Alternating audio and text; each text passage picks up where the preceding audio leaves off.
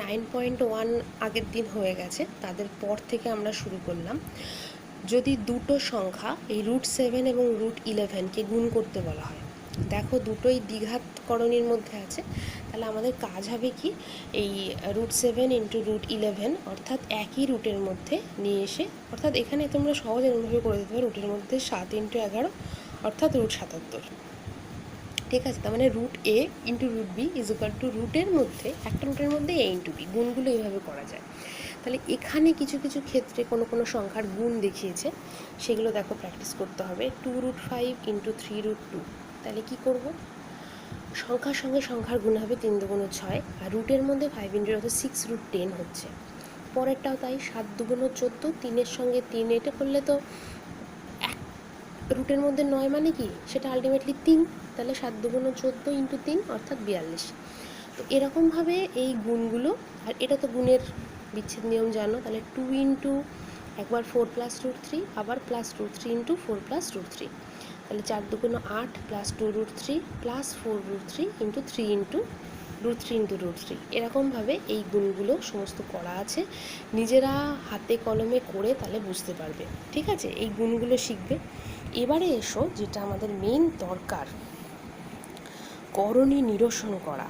প্রথম আমরা শিখব, যদি নিচে অর্থাৎ লব আর হর যে পোর্শনটা থাকে তার নিচে, যদি ভগ্নাংশের নিচে যদি দেখছি যে হরে করণী আছে, লব উপরে আর হর তো নিচে, তাহলে যদি হরে করণী থাকে তাহলে আমাদের নিয়ম হলো হরকে করণীমুক্ত করতে হবে। তো সোজা ভাষায় কি বলছে, উপরে নিচে তুমি √5 দিয়ে গুণ করে দাও, তাহলেই তো নিচে √5টা করণীমুক্ত হবে। তাহলে দেখো √13 ইন্টু √5, √5 ইন্টু √5 অর্থাৎ আলটিমেটলি √65/5। এরকমভাবে সবসময় হরের করণী মুক্ত করতে হয়। তো এটা তো একটা শুদ্ধকরণী থাকলো, যদি শুদ্ধকরণী না থাকে তাহলে কি নিয়ম, ঠিক আছে, সেটা আবার আমরা শিখব। তো এখানে দেখো, কোনো করণের সঙ্গে অথবা একাধিক করণের যোগ বিয়োগ দ্বারা গঠিত অমূলদ সংখ্যার সঙ্গে কোনো উৎপাদক গুণ করে গুণফলটি যদি করণীমুক্ত করা, অর্থাৎ একটা মূলদ সংখ্যা পাওয়ার প্রক্রিয়াকেই করণী নিরসন বলে, এবং এই উৎপাদকটিকে ওই করণীর অথবা ওই অমূলদ সংখ্যার করণী নিরসক বলা হয়, অর্থাৎ রেশনালাইজিং ফ্যাক্টর। ঠিক আছে, তাহলে এটা আমাদের শিখতে হবে। এই অঙ্কের করণীর চ্যাপ্টারে করণী নিরসন করাটা খুব প্রয়োজন, খুব, এটা কিন্তু আমাদের শিখতে হবে। আর সবসময় জানবে, যদি মিশ্র করণী থাকে, যেমন 5 প্লাস √7, এর করণী নিরসন উৎপাদক কী হতে পারে। ঠিক আছে, তো এটা তো মিশ্রকরণী। মিশ্রকরণীতে নিয়ম হলো সবসময় করণীযুক্ত যে অংশটা থাকে তাকে উল্টো চিহ্ন দিয়ে বসানো, অর্থাৎ 5 মাইনাস √7 এর করণী নিরসক উৎপাদক সবসময় এটা হয়। এই দুটোকে আমরা গুণ করে দাও, দেখো করণী থাকবে না, অর্থাৎ a প্লাস √bর করণী নিরসক উৎপাদক a মাইনাস √b, অথবা কি হবে, মাইনাসে প্লাস √b, মাইনাস কমন নিলে তাই হয়। ঠিক আছে, তাহলে এরকমভাবে যেমন √11 মাইনাস √6 করণী নিরসক উৎপাদক কী হবে, √11 প্লাস √6। দেখবে সেইটা করে দিলে আলটিমেটলি সংখ্যাটা তার করণী থাকছে না, সেই জন্য এটা সবসময় মাথায় রাখতে হবে। ঠিক আছে,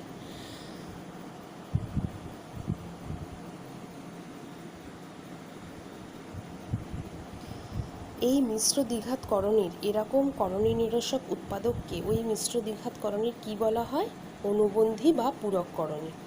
অনুবন্ধী করণী তাহলে কাকে বলে, করণী নিরসক উৎপাদক যেটা হবে মিশ্র দ্বিঘাত করণীর, যেটা করণী নিরসক উৎপাদক সেটাই হলো অনুবন্ধী করণী। ঠিক আছে, তাহলে এখানে সেটা কিন্তু লেখা আছে। তো দেখো উদাহরণে, এই যেমন 4 ডিভাইডেড বাই 3 মাইনাস √2, তাহলে 4/3 মাইনাস √2 হচ্ছে, তাহলে এর করণী নিরসক উৎপাদক কি 3 প্লাস √2, তাহলে সেটা উপরে নিচে আমাকে গুণ করতে হবে 3 প্লাস √2। এই ফর্মুলাটা কিন্তু সবসময় a plus B into a minus বির ফর্মুলা হিসেবে কাজে লাগে, তাহলে a square minus B square, আর উপরে গুণটা তো নর্মালি করবো আমরা। তো 3 4 12 প্লাস 4√2, আর নিচে দেখো 3 3 9 মাইনাস 2 অর্থাৎ 7, তাহলে এরকম হলো। এবার এসো দেখো এইটাতে √5 plus 2 divided by √3 minus 1, √5 plus 2 by √3 minus 1, করণীয়স্বক উৎপাদক করতে গেলে কি করতে হবে, উপরে নিচে এর অনুবন্ধীকরণীকে √3+1, তাহলে উপরে নিচে এটা দিয়ে গুণ করতে হবে। গুণটা করো, রুটের মধ্যে 3 × 5 = 15 প্লাস √5 প্লাস 2√3 প্লাস 2 হলো, আর এটা হবে a² - b², তাহলে √3 - 1 এর √3² - 1 এর হোল স্কয়ার। এই ক্যালকুলেশন করলে যেটা হবে সেটাই হলো করণীয় নিরসন করা। ঠিক একইভাবে এই অঙ্কটাতেও তাই করা রয়েছে, ঠিক আছে। এই উদাহরণ বুঝিয়ে দিলাম। 9.2 এর অঙ্কগুলো কিন্তু সব করবে, গুণফল করবে, এর মানটা নির্ণয় করবে, করণীয় নিরসন করবে, তবে কিন্তু তোমাদের ধারণা তৈরি হবে, ঠিক আছে। তাহলে 9.2 নিজেরা প্র্যাকটিস করবে। আচ্ছা, করণীয় নিরসন করা শিখে গেছি। এবার আমরা একটু বড় অঙ্কে আসি, উদাহরণ থেকে দেখাচ্ছি। ধরো 33 সরল করতে বলেছে, দেখছো সংখ্যামালাটা কীরকম দেওয়া আছে।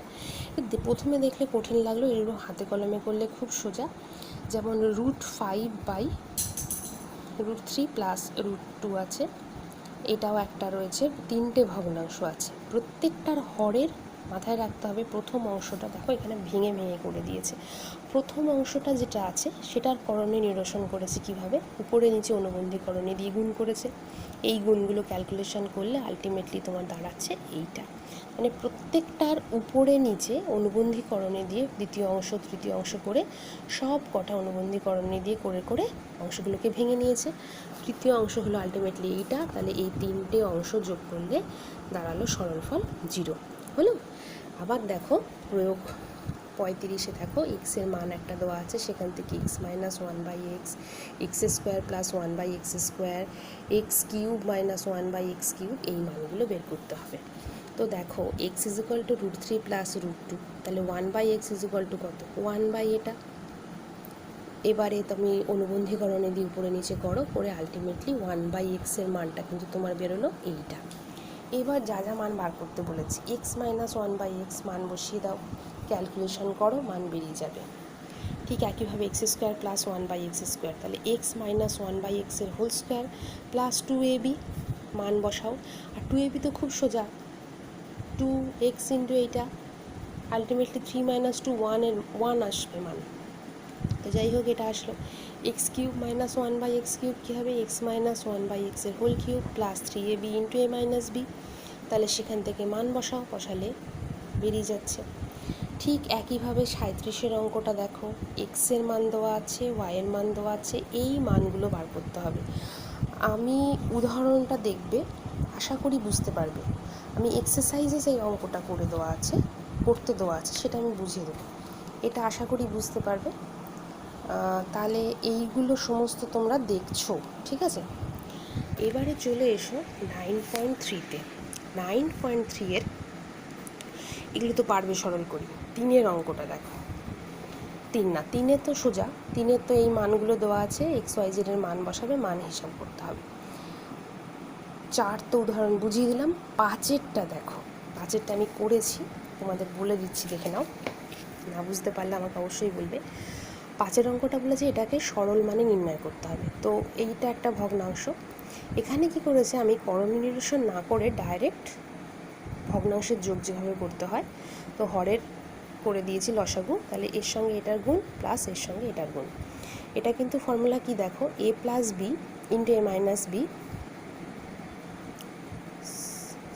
a + b তার whole square plus a - b তার হোল স্কোয়ার। দেখো আমি ফর্মুলাটা লিখেছি, a + b whole square plus a - b তার হোল স্কোয়ার। সেটা ভাঙলে কী হয়, 2 × a² + b²। তাহলে এটা কি, এখানে a কে, এখানে a হলো x, b কে, b হলো রুটের মধ্যে x² - 1, তাহলে 2 × a² করলে হবে x², আর b² করলে কী হবে, এই রুটটা উঠে যাবে, তাহলে প্লাস x² - 1, আর এটা করলে কী হবে, a + b × b, অর্থাৎ a² মানে x² - b² মানে x² - 1। এখানে ক্যালকুলেশন করো, 2x² প্লাস 2 × এটা, অর্থাৎ 2 বাইরে থাক, ভেতরে যোগটা করো, 2x² - 1, আর নিচে তো 1 হচ্ছে, তাহলে শর্তানুসারে 2 × 2x² - 1 = 14। 2 দিয়ে কেটে যাবে, ক্যালকুলেশন করলে x এর মান আসবে +-2। 5-এর অঙ্কটা বুঝিয়ে দিলাম। ঠিক একইভাবে দেখো 6-এর অঙ্কটা, উদাহরণে তোমরা দেখেছো, এখানে আমি করে দিচ্ছি একটা। a এর মান দেওয়া আছে এটা, b এর মান দেওয়া আছে এটা, আমি অঙ্কের সুবিধার জন্য এ প্লাস বি আগে ক্যালকুলেশন করে নিয়েছি। এ প্লাস বি মানে √5, এ প্লাস বি সেখান থেকে করলাম। তাহলে √5 + 1 এর হোল স্কোয়ার প্লাস √5 - 1 এর হোল স্কোয়ার, নিচে √5 - 1 × √5 + 1। একইভাবে এটা হবে 2 × a² + b²। তাহলে 2 × a² মানে 5 প্লাস b² মানে 1, আর এটা ক্যালকুলেশন করলে হবে 4। তাহলে কেটে গেল। আলটিমেটলি আসলো তোমার এ প্লাস বির মান 3। এ মাইনাস বির মানও কি আসবে, এটা স্কোয়ার মাইনাস এটা স্কোয়ার বাই এটা করলে √5। আর এ বি হলো এটা কেটে যাচ্ছে, আলটিমেটলি 1। এবার দেখো এটা পারবে, এটাও পারবে আশা করি। এইটা দেখো, এটাকে আমরা সহজে সাজিয়ে নিয়েছি কি 3a² + 6ab লিখেছি। তাহলে একটা 6 যেহেতু বেশি লিখেছি তাহলে -ab করে দিলাম। ঠিক একইভাবে এখানে -6ab লিখেছি বলে এখানে +ab করে দিলাম।